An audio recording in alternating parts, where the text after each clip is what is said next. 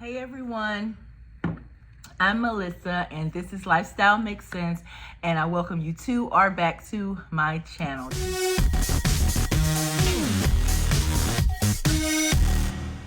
Today I want to discuss something that's not often talked about, but it needs to be talked about, simply because when I was cleaning out my closet here recently, creating the capsule closet, I found something in my closet, you guys. I found it. I found this, and it's heavy, and I'm embarrassed to show y'all what's inside, let alone tell you what it is, but I'm gonna do it anyway. This is my emergency go bag.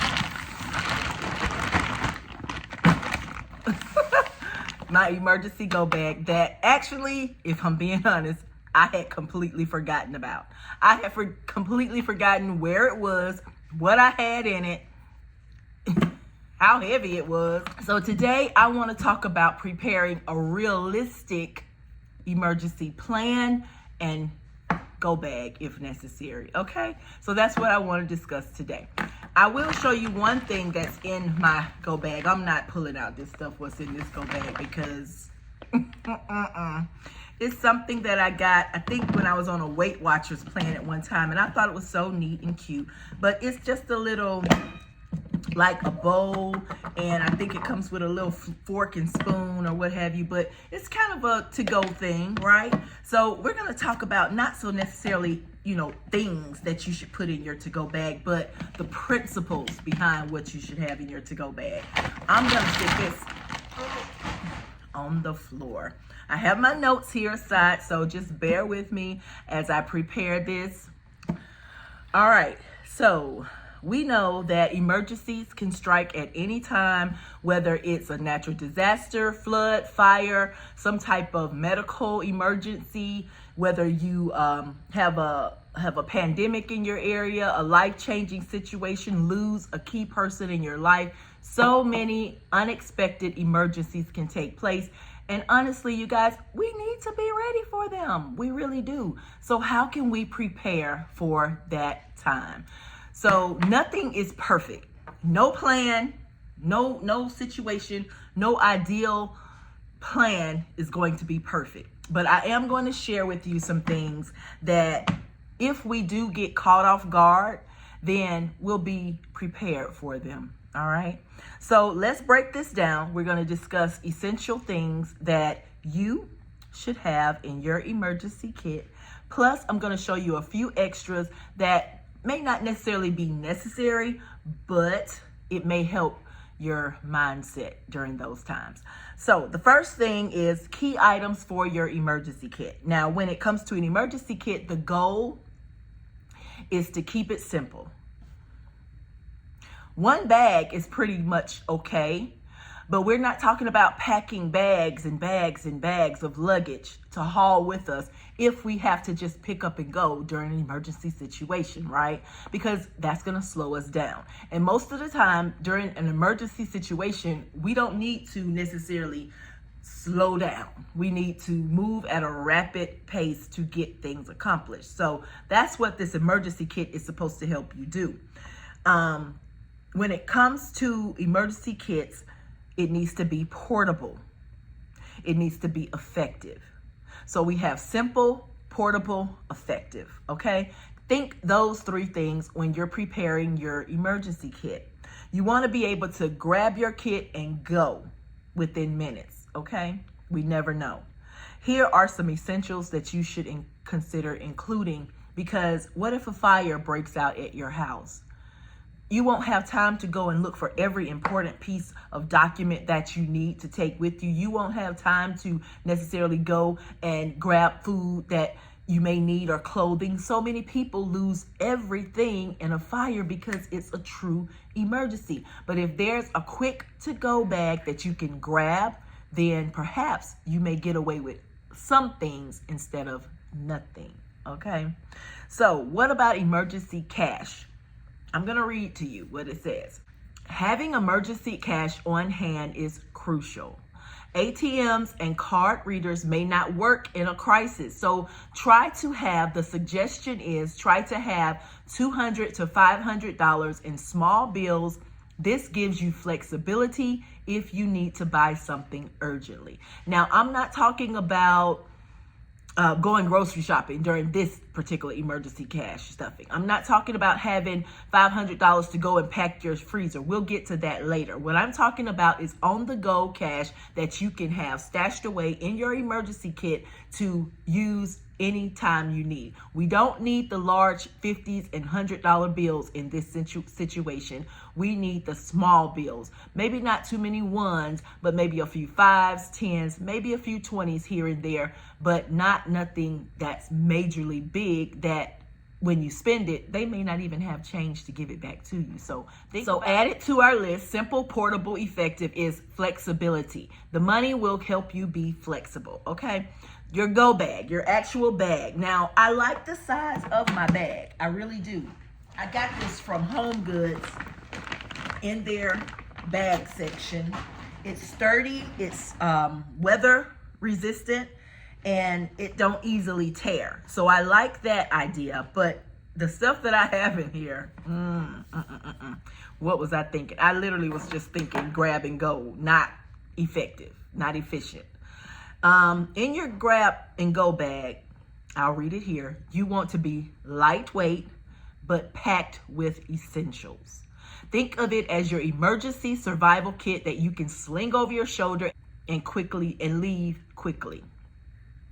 Clothing. Pack a couple of changes of clothes, comfortable, versatile, and weather appropriate, because you never know at what time period an emergency is going to take place. Winter, spring, summer, fall. We have 4 seasons. Sometimes we have all 4 seasons in one day. However, pack appropriately according to the weather.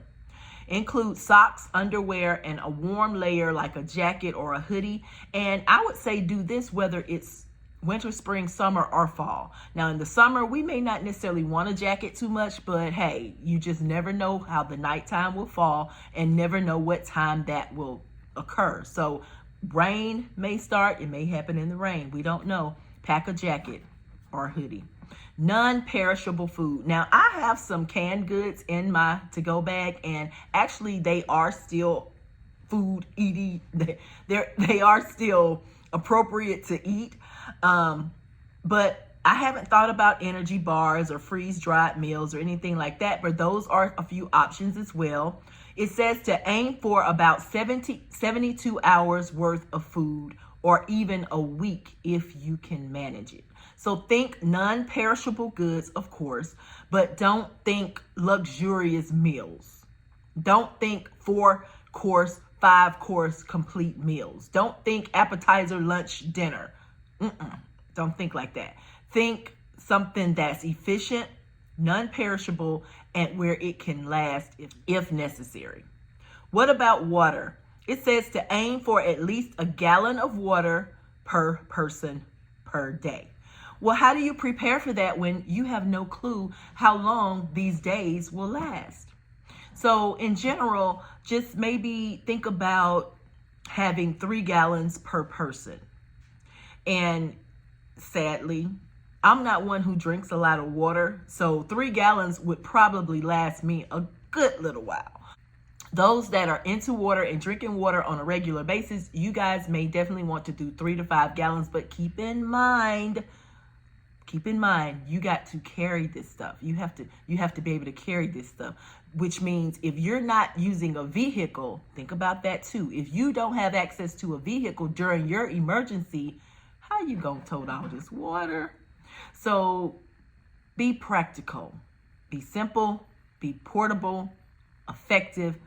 We're gonna add flexible from the money, and now we're gonna add practical to it. So be practical with your situation. You know your current situation. Be practical. You have to tote this stuff, okay? What about your medicines and your first aid kit? Definitely do your medicines. If you are low on your medicines, then go ahead and get half a prescription filled.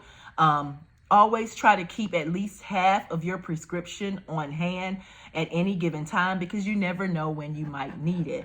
Your first aid kit, that can include medications along with basic first aid kit things, bandages, antiseptic, pain relief. Not the whole medicine cabinet, you guys. Not the whole medicine cabinet, just the basics. We're being very, very basic. So now we have simple, portable, effective, flexible, practical, basic. Okay? Think those 5 words. Toiletries. Now, we can't forget our hygiene essentials, but it doesn't mean your complete cabinet of toiletries. Yes, you may need a roll or 2 of toilet tissue just because. You may need a paper towel roll or 2 just because. But does that mean grab every type of napkin, those pearly, soft napkins that have the lotion infused in them that smell so good? Not necessarily. Not necessarily. Think basic, simple toiletries. Toothbrush. You need a portable toothbrush, toothpaste, and you need this separate to your everyday toothbrush, okay? This is not your everyday toothbrush that you're using, your everyday toothpaste, your everyday toilet tissue. These are things that you can comfortably pack in your to-go bag, okay, without overcrowding it. It seems like it's already full, but you're going to have to get rid of probably some of that water because it's heavy. Toothpaste, toothbrush, soap, toilet paper, hand sanitizer. Didn't we become familiar with hand sanitizer during the COVID-19 shutdown? Yeah, we did. So don't forget to have a separate thing of hand sanitizer. Okay. Now, I mentioned earlier, if you have access to a vehicle during this time, that's good. That's good because you can get in your vehicle and you can drive to safety in your emergency, during your emergency. But have you overlooked something? Is your tank empty? Now, in some emergencies, they warn you. They forewarn you. They give you days, sometimes weeks in advance for warning. You have time to gas up your vehicle. You have time to get your things in order sometimes, but sometimes you do not. Therefore, it is encouraged that you at least always keep your vehicle half full. A half a tank of gas can get me far. It can drive me far. But for so many times we've seen gas stations that are packed. They run out of gas. We've seen gas stations shut down. They may or may not be taking an ATM. They may only be accepting cash during that time. So always have your vehicle half full so you can keep your flexible cash that you have on hand for something else in case something else comes up.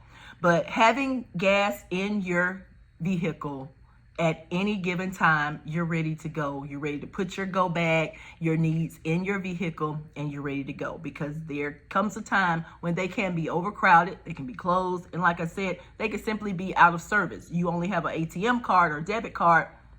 They're not accepting that. Their electricity is off. What are you going to do? You can't take it. They can't take it. So go ahead and have your cars fueled up ahead of time. And of course, we jump in our cars all the time. So this will require that you maintain half a tank, or even if you're able to, keep a full tank, but at least a half a tank, So that's something that can help you. We want to be accessible.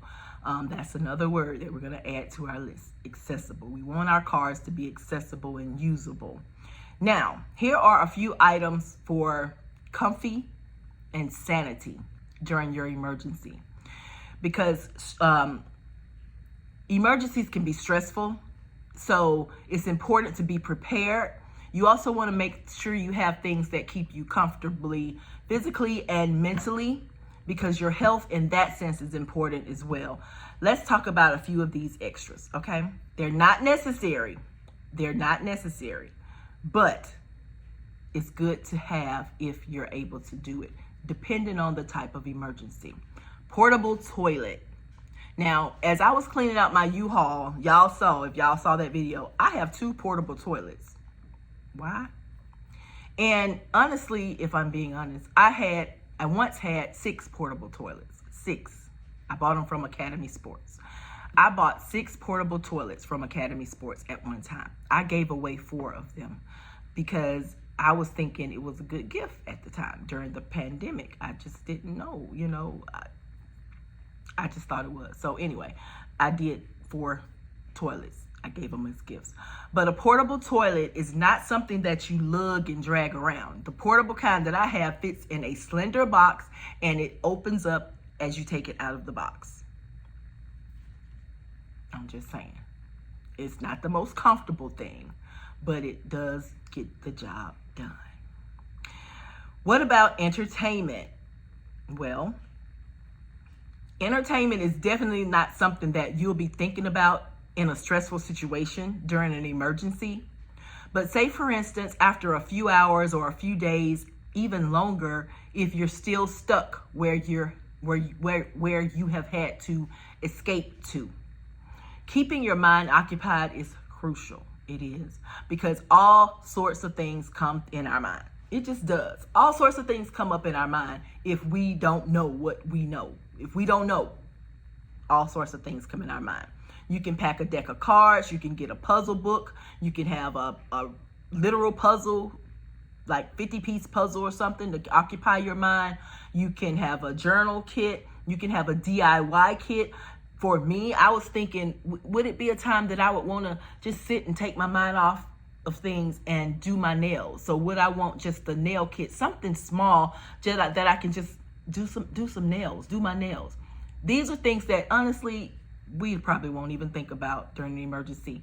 But if we have them packed and then we're in idle mode in our mind when we need something to do, then those are go-to things. That puzzle book is a good thing as well. Crossword puzzles, all types of trivia question puzzle books. There are all types of puzzle books. We don't need to overload ourselves with entertainment, though. Keep that in mind. We don't need to overload ourselves. And this also helps take us off of the social media news page and all of that, because sometimes we need a break from that as well, because seeing the unknown or things or hearing the reports and all that back to back to back, that can really affect our mindset. So having things that are physical, that is not connected to any type of news source or anything like that, can help us give ourselves a free minute, give ourselves a free mind creative minute. Other comfort items may include a phone charger. Yes, of course, if the service is up in our area, wherever we are, we would always want to keep phone service. We want to check on our relatives, check on our friends, whatever we need to check on. We want to have a phone charger available. A small flashlight is good. A power bank to continue to recharge your items. If your electricity's not working, always have your power banks charged up, so when you take them on the go for the emergency, all you do is simply put it on the power bank and it charges without being plugged into the wall or anything. And any extra batteries that you can keep connected and safe. Keyword being safe. This is our keyword for this section, safe. We want to keep ourselves safe. Like this idea of a small blanket or pillow, something just like a little, like a little throw. Small pillow can go a long way, especially if you have seating problems or back problems. You can't sit for a while. They may come in handy. Now, if it's summertime, you may be saying, I don't need a blanket in the summertime, but you never know. You never know what type of emergency you will be in, so having a small blanket may help in some certain situations, but nothing deep, nothing big and bulky. We don't have room for that. We don't. Whether you have a car or not, we sometimes just don't have room for that. But of course, if you want to store those types of things in your car, in your trunk, that's good. But what if your emergency happens when you're not around your car? So keep that in mind as well. Now, we mentioned all the things as if you're having to go and leave where you are. Emergency plans that cause you to have to evacuate and leave your home. What if the emergency requires you to stay at home? Remember COVID-19, we have not forgotten that. All of us had to stay in place, and it didn't last a day. It didn't last a month. It lasted, 2 years? And it's still going on, just not as bad as it was back then. But think of all the things that your home was lacking when COVID-19 hit and you were ordered to stay at home. The mask got gone, the sprays got gone, the hand sanitizers. And no, I'm not telling you to go out and just purchase a whole cabinet, counter, pantry full of these things, because that's clutter. And they do have expiration dates. So by the time a pandemic or something happens and you need them, you don't want to not be able to use all this stuff that you've bought. That's wasteful. But we can keep a few on hand at a time and replenish them whenever we need to do so. So we'll always have fresh ingredients inside of those tools that we have at home. But what about grocery shopping for stay in place? Now, a lot of times, like I said, sometimes you have time. They prepare you for things. If it's weather, they prepare you. The weather's coming. The weather's coming. If it's a pandemic that happened out of the blue, sometimes we know, sometimes we don't. Sometimes we're still allowed to go to certain places to shop and do. What are you going to be buying during this time? Well, again, non-perishable foods should be on your list. Frozen foods should be on your list. Snack foods, comfort foods, they should be on your list. And cleaning supplies should be on your list. A few toiletries should also be on your list. But we're not going to go crazy with these things because we're not the only person shopping. Keep that in mind. How many times did we go to the grocery store and they had to put limits on things that you could buy because people were literally buying in, I don't even want to say bulk. They were buying in country size. They were buying like they were fixing to supply a whole country. Don't do that. Don't do that, okay? If you buy less at one time, buy what your family needs, then that'll leave some for the next family and the next family and the next family and the next. Nobody I know owns a country, okay? So I'm just saying, nobody I know owns a country. We might be part of a village of raising kids, but nobody owns a country. We don't have to go in there and buy for everybody. It's nice. It's a nice gesture, but we don't need 500 cans of Lysol.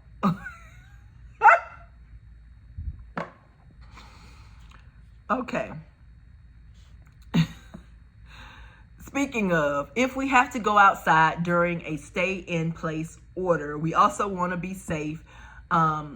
If you don't need to go out for groceries, medicine, or in another type of emergency or what have you, then make sure that if you do have to go out, I should say, if you do have to go out because of emergency or some type of situation, be safe. Be safe. Of course, back then we were told to wear a mask and, stay 6 feet apart, our distance apart. So we're going to look for all the things that matter. Some of our fast food restaurants were open. And one thing I found out is that when people would pull up to the drive-through, their mask and stuff, it would come off. Like they would be just talking right there in there. And so time you drive up and you put your mask off, now you having to talk in that air and all that. And I'm not saying that caused any problems with anybody, but it was just a thought that occurred to me. So still look out for things that you can be safe about. Okay, so even at drive-thrus, look out for things that you can be safe.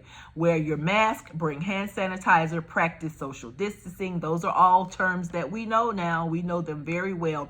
Stay aware of your surroundings and try to limit trips to only essential trips. So I know when we were during lockdown, there were a few places that I did want to go, but I had already prepared us for groceries. I had freezer items and things like that. But it was so funny that the liquor store was an essential business that got to stay open. That was just so interesting to me. Okay, totally off subject, but yeah. Sanity and creative activities while staying in. Being stuck at home, it can be tough also on your mental health. It was tough on a lot of people. Their mental health got distracted like a lot because they had to stay in home, stay at place. But what about preparing yourself for DIY projects? I literally purchased a house, a fixer-upper house in 2019, the year before COVID broke out. I purchased the house, a fixer-upper. And I had planned to take 6 months to fix this house up. Well, COVID hit, things changed. It took me 2 years to get it done. It was finished in 2021. But I was able to go there and work on that house and do it in peace, not around anyone. And thankfully, my husband could do a lot of the work, and he had 1 or 2 helpers that could come out and help him where we would be safe and not in a crowded area or around people. But that was a project for me, and I think that it helped keep my sanity sanitized. I really do, because it gave me something to do other than just sitting at home twiddling my thumbs. And I'm not saying go out and find a big project like that, but you can do DIY projects around your own home. You can clean out your basement. You can clean out your porch. You can spring clean. You can rearrange your furniture. You can do a lot of things that are inside of your own home in your own area. And there are other projects that you might want to do: painting, knitting, journaling. There are a lot of crafting. There are a lot of things that you really may want to participate in. Entertainment, as far as watching your favorite movies, you could try out a new book, start learning something new online. Now, I did try to learn Spanish, y'all. I really want to learn a foreign language, and I chose Spanish as one. I chose French and Portuguese. Yeah, it didn't go so good. But the learning part, the effort that I put towards the learning part kept my mind occupied. So if anybody want to teach me any of those 3 languages, I may give you a try to teach me. Because, what was it? Babbel, I can't remember what the app was. But anyway, it didn't do so good. Physical activity at your home, you can exercise. Yoga, stretching, even setting up a small indoor workspace can make a difference, is what the instructions say. So think about that. If you have some workout equipment, put it to good use during a stay-in-place time. But these are things that, of course, we're not in a pandemic now. We're not on lockdown now. So you can prepare your mind right now to, hey, okay, where would I put a nice little workout space or workout mat or something like that? Prepare your mind now to do that in case we have to be on lockdown again. It also says stay connected. So one of the biggest challenges in a stay-at-home situation is isolation. Isolation can be a deadly thing to your mindset and mental. Sometimes we think that it's for the best, but isolation can actually hinder progress sometimes. So stay connected with others. Don't fully isolate yourself. Allow yourself to answer phone calls, answer texts, respond to texts. Do that and check in with friends and family, as often as you possibly can. I won't say as often as needed, because everybody's time is different. Everybody's schedule of availability is different. So I won't say just check in with them every 5 minutes, because that can become aggravating. But stay connected. Just stay connected during this time, because not only do you need support, but they may need that support as well. Video chat, take advantage of FaceTime and Skype. Well, does Skype still exist? Teams, Zoom. Take advantage of those types of communicating tools that we have available to us. So let's break this down. Your sample emergency kit, what should it include? And I'm going to put these things on the screen for you guys. We're going to recap. Cash, give us that flexibility. Small bills, not large bills. Food, enough for 3 to 7 days of non-perishable food. This can include energy bars, canned goods, freeze-dried meals. Water, at least 3 gallons of water per person. That's pushing it, especially if you don't have a vehicle to tote all these things. But we're not trying to water a whole country. So just keep that in mind. You're not trying to water a whole country. Clothing, 2 to 3 changes of clothes, which may include a jacket, socks, underwear, and sturdy shoes. I didn't talk about that one, but sturdy shoes. Yeah, we want some shoes that if we have to walk a distance, that would be comfortable enough to walk in. First aid and medications, a basic, that's that word, basic first aid kit, and your essential personal needs of medication. Keep your medications half full, half filled if possible. Hygiene items, toothbrush, toothpaste, soap, hand sanitizer, toilet paper for your portable toilet if you're going to carry one, but toilet paper definitely. Extras could be that portable toilet, your entertainment like your cards, your puzzles, power bank, flashlight, portable phone charger, and any other personal comfort items. This is not talking about your entire kit of personal comfort items. This is talking about things that we can get by with for a limited amount of time during that emergency situation. Then we want to keep our gas in our vehicles at least half full. Keep your gas tanks at least half full during any given time. We never know when or where an emergency will occur. Stay in place supplies, non-perishable food, frozen meals, cleaning supplies, medications, and activities to help keep you occupied. So, the key points to remember, I think, the goal is not to overload yourself with baggage. Remember, bag lady, you gonna miss your bus. If you got all this stuff, you can't keep up. Don't do it. Don't do it. Keep things simple, compact, and easy to grab in a hurry. Now, where you choose to place your go bag in your home or your vehicle or whatever is up to you. But just make sure you remember where you put it. Number one, as in me, didn't remember until I cleaned out my closet. But remember where you put it so you can grab it easily. One thing I did not cover, but I do want to cover really quick, is important papers and documents. If you have life insurance policies, if you have bank information, something like that, keep that inside of an envelope where you can also stash that into your to-go bag, because medical information, life insurance information, any of that important detail that you need that's probably tucked away somewhere in a safe or lock or under your bed or wherever, put it in an envelope, or at least copies. Make copies of it and put those copies inside of paper. Any particular instructions medically that you want to be followed in case anything happens to you during this time, keep that in a file, in an envelope as well, inside of your to-go bag, okay? We didn't cover that one, but that one is actually important as well. So, we want our kits to be ready to go at all times, not something that you have to spend hours on packing. What do you think?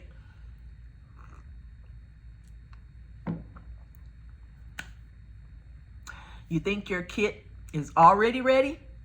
Need some sprucing up? Or are you still saying, what kit? I don't have one. It's time to get to packing, okay?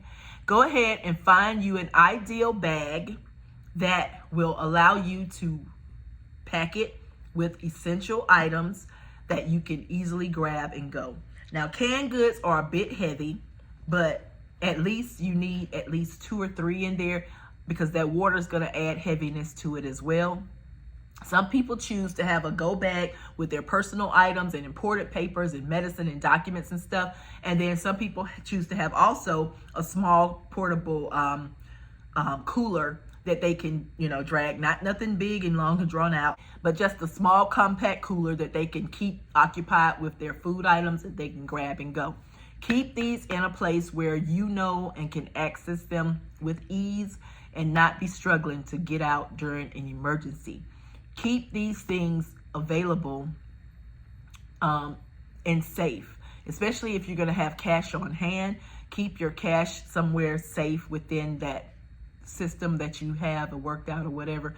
But I hope all this is has been helpful to you guys. The important thing is to be ready to be ready.